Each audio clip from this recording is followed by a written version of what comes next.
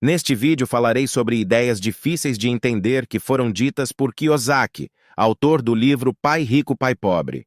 Uma ideia que gerou estranheza foi a declaração de que riqueza se conquista com o acúmulo de dívidas. Ele disse logo no início de uma de suas palestras: Pai Rico me ensinou a amar as dívidas. As pessoas te dizem para sair das dívidas, eu digo para você fazer dívidas para ficar rico. Kiyosaki defende a ideia de que os ricos são ricos por terem muitas dívidas, só que na palestra ele esqueceu de detalhar essa ideia. As pessoas ficaram confusas. No Brasil, as pessoas fazem dívidas para parecerem ricas e não para serem ricas. Existe uma diferença entre parecer e ser rico. Você pode comprar um carro e uma casa de luxo financiados para se disfarçar de rico, mas, na verdade, a única coisa que você terá são dívidas. Eu ajudo a ensinar as pessoas sobre dinheiro, finanças pessoais e investimentos. Se você quer se tornar financeiramente livre e não se preocupar com dinheiro, certifique-se de se inscrever no canal e curtir o vídeo se achar útil. Dívida de rico e dívida de pobre. A diferença está no tipo de dívida que as pessoas fazem. Existe um tipo de dívida que pode fazer você ficar mais rico e outro capaz de fazer você ficar mais pobre. Durante a palestra, Kiyosaki declarou ter centenas de milhares de dólares em dívidas. Na verdade, são suas empresas que possuem essas dívidas. Kiyosaki defende a ideia de que existem dívidas ruins e dívidas boas. As dívidas são ruins quando você usa a dívida para comprar coisas que vão deixar você mais pobre. A dívida que você faz no crediário das lojas ou no cartão de crédito deixa você mais pobre. Comprar bens de consumo pagando juros e taxas faz você pagar mais caro do que pagaria se tivesse dinheiro para comprar à vista.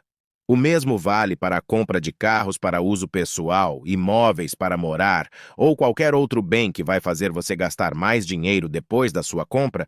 Carros e casas geram despesas fixas para sempre. Toda dívida que você faz para comprar um passivo faz você ficar pobre. De forma simplificada, passivo é tudo aquilo que faz o dinheiro sair do seu bolso com regularidade. São coisas que desvalorizam com o tempo ou que geram despesas regulares. Já as dívidas boas são aquelas que fazem você ficar rico, ou seja, são as dívidas que permitem você comprar ativos ou bens que fazem você ganhar dinheiro com o passar do tempo.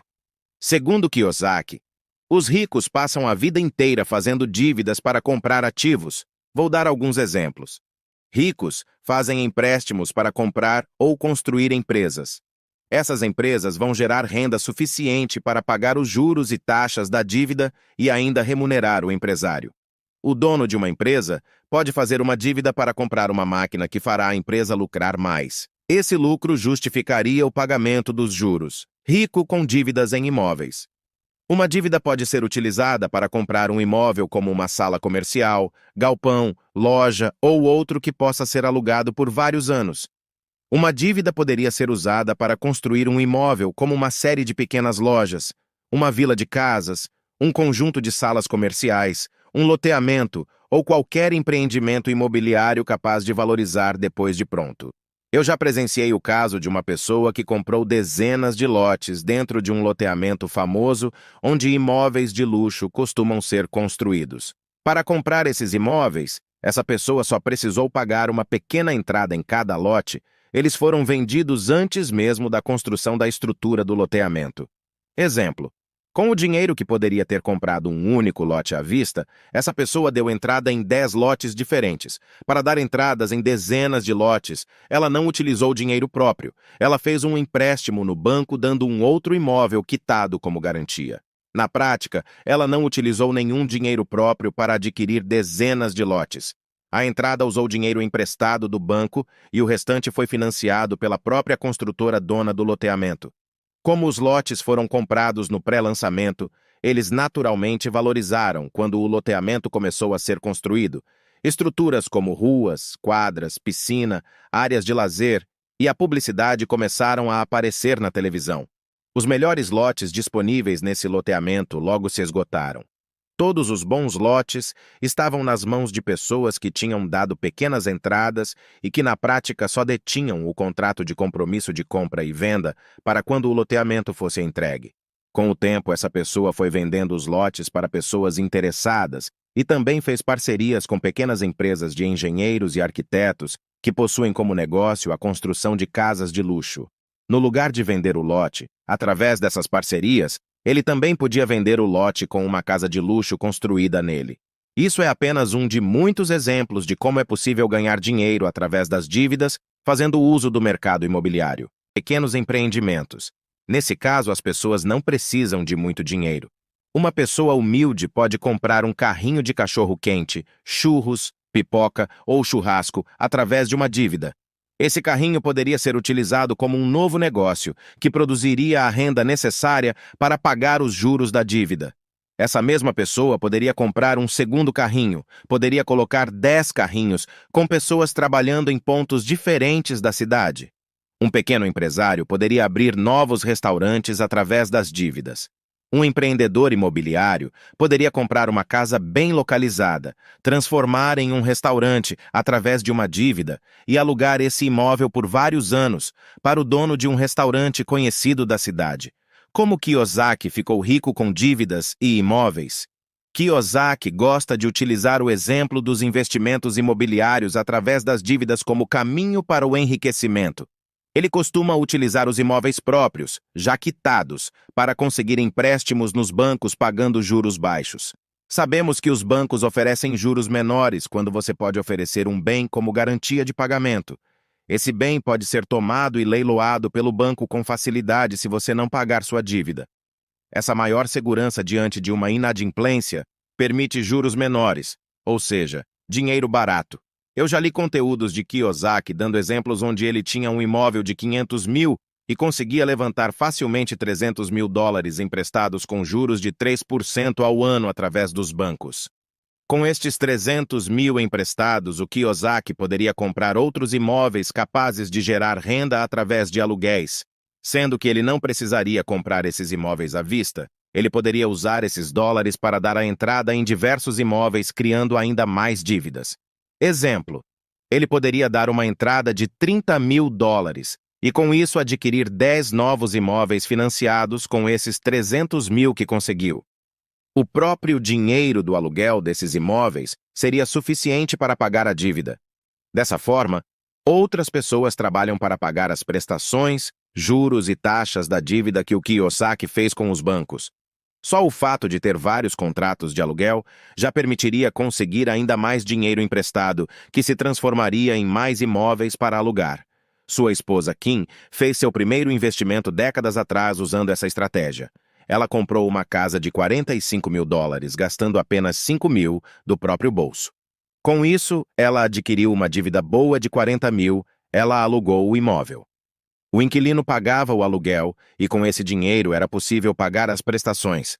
Sobrava apenas 25 dólares por mês, mas o fato é que ela não estava trabalhando para pagar os 40 mil de dívida. O inquilino é que estava trabalhando. Na prática, ela só tirou do próprio bolso 5 mil. Se existisse a caderneta de poupança nos Estados Unidos, esses 25 dólares seria o equivalente ao que ela receberia por mês, com esses 5 mil recebendo juros de 0,5% ao mês. Só que nos Estados Unidos, 1,25% é o que as pessoas recebem por ano em investimentos conservadores. Para ela, o importante é que no final de alguns anos, ela teria um imóvel quitado em seu nome, graças ao trabalho duro de diversos inquilinos que passariam pelo imóvel. A mesma estratégia ela utilizou para fazer investimentos de milhões de dólares. Na palestra, Kiyosaki disse que sua esposa tinha diversos hotéis, seguindo essa estratégia de investir através das dívidas. Muitas vezes, o que um pequeno quarto de hotel produz de receita em um fim de semana é o que podemos conseguir em um mês inteiro de um imóvel residencial alugado. Atualmente, existem serviços como o Airbnb, onde qualquer pessoa pode alugar um imóvel ou parte de um imóvel por temporada e não por mês. Antes de você replicar o modelo, antes de você sair por aí tentando replicar o modelo, é importante compreender que investimentos envolvendo dívidas possuem um risco mais elevado. Perder o seu dinheiro em um investimento é um problema. Perder o dinheiro dos outros em um investimento é um problema dobrado. Não existe nada de errado em fazer investimentos de risco, mas para isso você precisa aprender a gerenciar riscos. Não estamos nos Estados Unidos. Estamos no Brasil. Mesmo assim, pessoas como o Kiyosaki costumam contar com os serviços de contadores e consultores que fazem os cálculos e estudam a viabilidade econômica e legal das ideias antes de serem implementadas. Pessoas como ele também contam com advogados que estudam e elaboram contratos e documentos dos imóveis antes de comprar, financiar e alugar. No caso de investimentos imobiliários, é comum o investidor de verdade ter uma proximidade maior com uma ou várias imobiliárias. As boas oportunidades que surgem nesse mercado não aparecem nos anúncios da internet e nem nos sites das imobiliárias. Todas as imobiliárias possuem contato com investidores. Quando digo investidores, estou me referindo a pessoas que possuem dinheiro ou a capacidade de levantar dinheiro, dívidas imediatamente para aproveitar uma boa oportunidade. Quando aparece uma boa oportunidade, as imobiliárias ligam para esses investidores antes de qualquer trabalho de divulgação na internet. Bons negócios são fechados em poucas horas ou em poucos dias. Quando o imóvel aparece na internet, isso significa que nem o dono da imobiliária e nem os seus amigos, parceiros e clientes investidores se interessaram pelo negócio. Somente nesse momento a oportunidade se torna pública. Pode ter certeza que pessoas como o Kiyosaki não procuram oportunidades no lugar onde o público procura.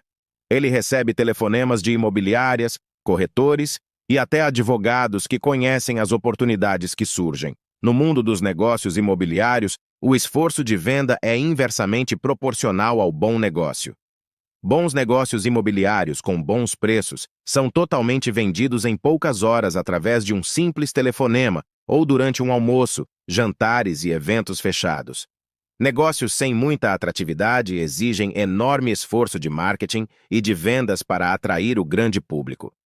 Realidade brasileira.